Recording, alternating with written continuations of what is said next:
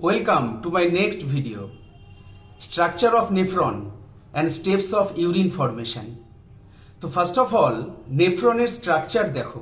Nephron the structural and functional unit of kidney. তো নেফ্রনের basic structures, first of all that is Malpighian corpuscles. Malpighian corpuscles composed of glomerulus and the cup-shaped structure known as Bowman's capsule. Then the tubular structure is called PCT, that is proximal convoluted tubule. Then the narrow U-shaped structure, that is loop of Henle. And then DCT, distal convoluted tubule, and finally the collecting duct. From the whole body, blood গ্লোমেরুলাসে entry করছে through afferent arteriole, আর glomerular থেকে যে tubular স্ট্রাকচারটা release হচ্ছে that is efferent আর্টেরিওল. এই efferent আর্টেরিওল এই ওয়েতে কিন্তু ব্লাড বডিতে ব্যাক করছে. তো দেখো এই ইফারেন্ট আর্টেরিওলের সাথে অনেক টিবিউলার স্ট্রাকচার একটা নেটওয়ার্কিং ফর্ম তৈরি করেছে, নেটওয়ার্কিং ওয়েব তৈরি করেছে.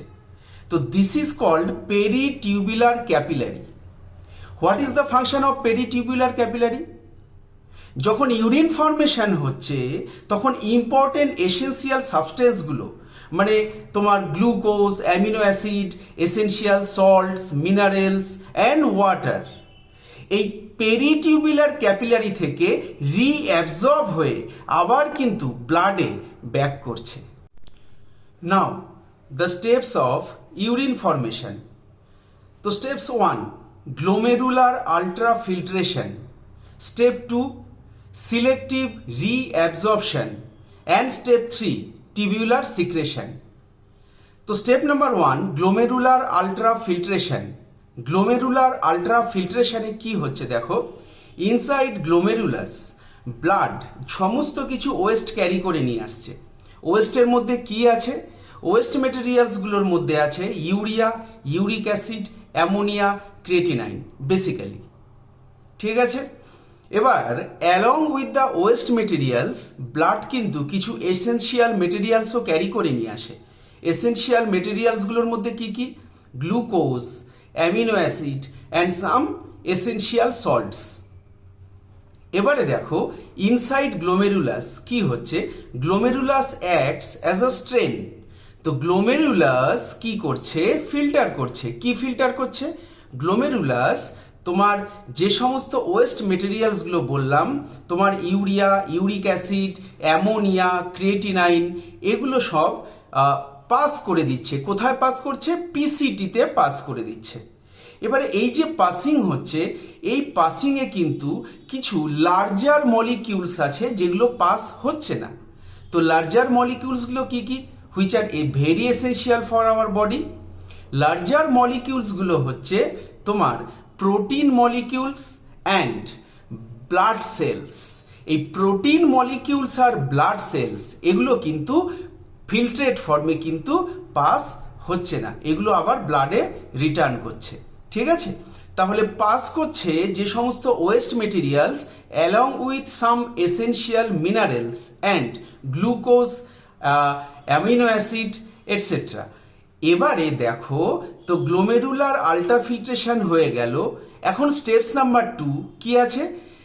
Selective reabsorption. সিলেক্টিভ রিঅ্যাবজর্পশনে কি হচ্ছে? By the process of glomerular filtration যে সমস্ত ওয়েস্ট মেটেরিয়ালসগুলোর সাথে এসেনশিয়াল মেটেরিয়ালসগুলো মানে glucose, amino acid, essential minerals, এইগুলো যে ফিল্ট্রেট ফর্মে পাস আউট হয়ে যাচ্ছে, এই এসেনশিয়াল মিনারেলসগুলো, এসেনশিয়াল সাবস্টেন্সগুলো এগুলো কিন্তু বডিতে রিকোয়ারমেন্ট আছে. তো দ্যাটস ওয়াই কি হচ্ছে, এইগুলো আবার পিসিটিতে মানে প্রক্সিমাল কনভলিউটেড টিবিউলে এগুলো কিন্তু আবার রিঅ্যাবজর্ব হয়ে যাচ্ছে, মানে ব্লাডে আবার ব্যাক করে যাচ্ছে. কোনগুলো ব্লাডে ব্যাক করছে? ওই যে বললাম এসেনশিয়াল সাবস্টেন্স যেগুলো বডির জন্য খুব ইম্পর্টেন্ট, এর মধ্যে গ্লুকোজ আছে, অ্যামিনো অ্যাসিড আছে, আর কিছু এসেনশিয়াল মিনারেলস আছে, আর ওয়াটারও আছে. ঠিক আছে, তো highest rate of selective reabsorption takes place in PCT. ঠিক আছে, এবার দেখো পিসিটিতে তো সিলেক্টিভ রিঅ্যাবজর্পশন হয়ে গেল। এইবার যখন filtrate loop of Henle, you shape structure বলেছিলাম, লুপ অফ হেনলি দিয়ে পাস করছে। তো লুপ অফ হেনলির বেসিক ফাংশনটা কি? দেখো, the function of loop of Henle to adjust, to maintain the osmoregulation, to maintain the electrolytic balance. তার মানে loop of হেনলিতে কি হচ্ছে? লুপ অফ হেনলিতে আমাদের বডির যে essential minerals, basically sodium chloride আর ওয়াটার, এইটার ব্যালেন্স মেনটেন হচ্ছে। এই ব্যালেন্স মেনটেন করছে কিন্তু লুপ অফ হেনলি। ঠিক আছে, এইবারে বাকি ফিল্ট্রেটটা চলে গেল কোথায়? ডিসিটিতে। যখনই ডিসিটিতে গেল তখন কিন্তু থার্ড পার্ট মানে থার্ড স্টেপ শুরু হয়ে গেল। থার্ড স্টেপ কি? Tubular secretion.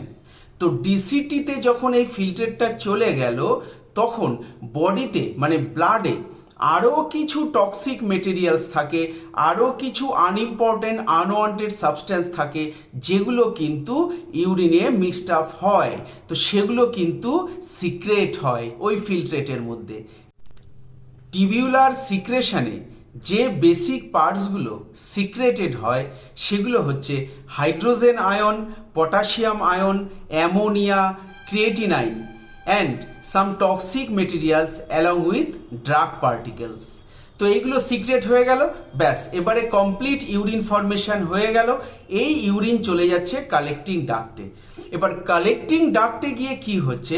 কালেক্টিং ডাক্টে গিয়ে আবার এখান থেকে কিছু এক্সট্রা ওয়াটার, যেগুলো বডিতে রিকোয়ারমেন্ট আছে, সেই ওয়াটার আর সোডিয়াম সল্ট আর পটাশিয়াম সল্ট, সেগুলো কিন্তু আবার বডিতে রিঅ্যাবজর্ব হয়ে যাচ্ছে। তো এই যে inside collecting duct, very important part, ভালো করে শোনো। ইনসাইড কালেক্টিং ডাক্ট যে এক্সট্রা ওয়াটার আর সোডিয়াম সল্ট অ্যাবজর্ব হচ্ছে, মানে এখানেও ইলেকট্রোলাইটিক ব্যালেন্স মেনটেন হচ্ছে। এই ব্যালেন্স মেনটেনের জন্য দুটো হরমোন বেসিক্যালি খুব দারুণভাবে পার্টিসিপেট করে, সেটা হচ্ছে aldosterone and anti diuretic hormone. ঠিক আছে, তো আলটিমেটলি এরপরে টোটাল ইউরিন ফর্মেশন হয়ে গেল। এই ইউরিন ইউরেটার থেকে ইউরিনারি ব্লাডারে স্টোর হয়, তারপরে as per our requirement through urethra release হয়ে যায়। তো this is the process by which urine released through urethra as per our requirement from urinary bladder is called micturition. ঠিক আছে, তাহলে তোমাদের স্ট্রাকচার অফ নেফ্রন আর steps of urine formation and micturition, এই তিনটে প্রসেসই আমি ডিসকাস করে দিলাম। যদি ভালো লাগে আমার চ্যানেল লাইক, কমেন্ট, শেয়ার করবে। ঠিক আছে, আর ভালো করে পড়াশোনা করো। আমি নেক্সট সায়েন্সের আরও কিছু ইম্পর্টেন্ট টপিকের ভিডিও পাবলিশ করতে স্টার্ট করে দেবো। ঠিক আছে, তো wait for my next video. Best of lakh.